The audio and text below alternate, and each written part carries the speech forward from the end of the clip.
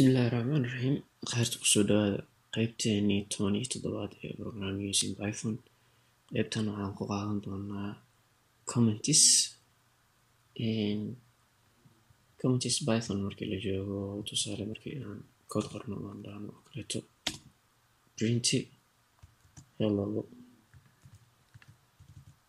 Waxaa laga yaabaa dadka programmerska ah ee yaqaana luqadan oo kaleeto inay fahmaan codekan, laakiin dadka aan aqoon programming languageska sida Pythonka oo kaleeto ma fahmayaan. Sidaas awgeed si ay u fahmaan waxaa loo baahan yahay qoraal ay fahmayaan in loogu muujiyo si ay u fahmaan.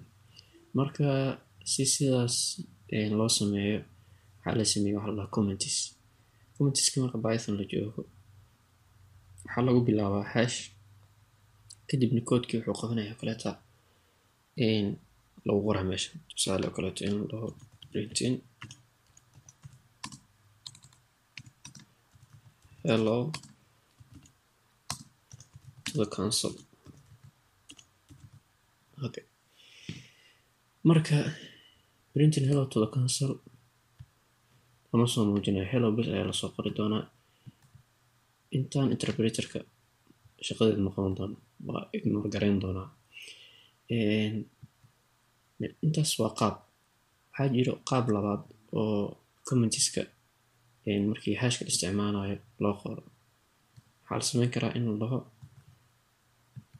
inta lagu qoro ayana same as waxaa waaye sidii hore, laba goorba waa la fahmayaa. Marka waxaa noo haray qaab kale oo loo qoro commentska. Qaabkan waxaa waaye stringi hadduusan variable ku jirin Pythonka waa ignore garayn doonaa. Sidaas awgeed waxaan u isticmaali karnaa in aan ka dhigno comment. Stringiga hadda aan variable ka lahayn, tusaale oo kaleeto stringigaas inaan dhahno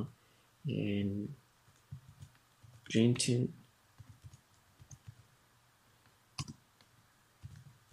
hello to the console. waa same as midii hore. Marka waa same. haddii aan soo daawacno waa ignore garayn doonaa.